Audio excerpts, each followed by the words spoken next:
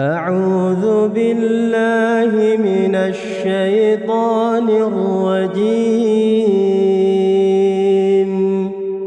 وعرضنا جهنم يومئذ للكافرين عرضا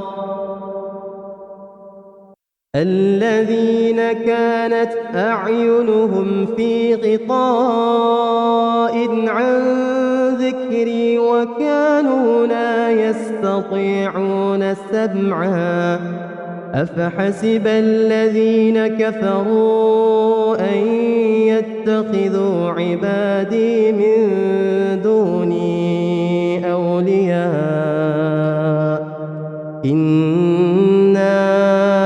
أعتدنا جهنم للكافرين نزلا قل هل ننبئكم بالأخسرين أعمالا الذين ضل سعيهم في الحياة الدنيا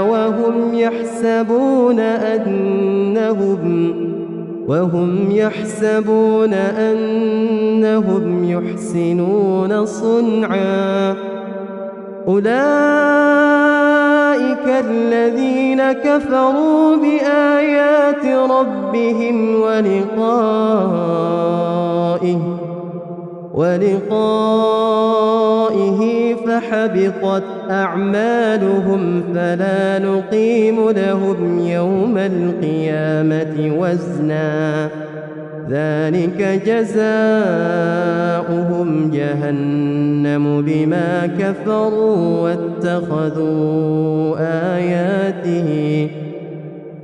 واتخذوا آياتي ورسلي هزوا إن الذين آمنوا وعملوا الصالحات كانت لهم جنات الفردوس نزلا خالدين فيها لا يبغون عنها حولا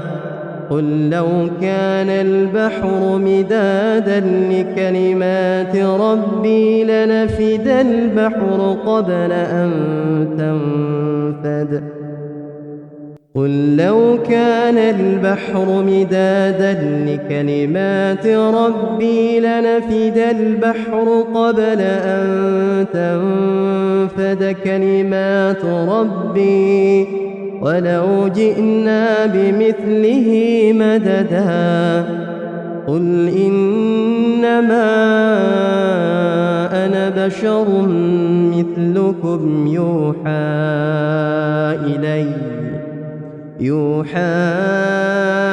إلي أنما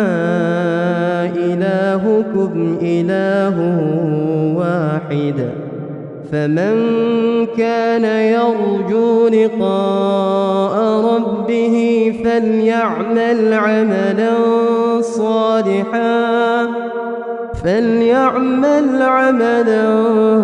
صالحا ولا يشرك بعبادة ربه أحدا.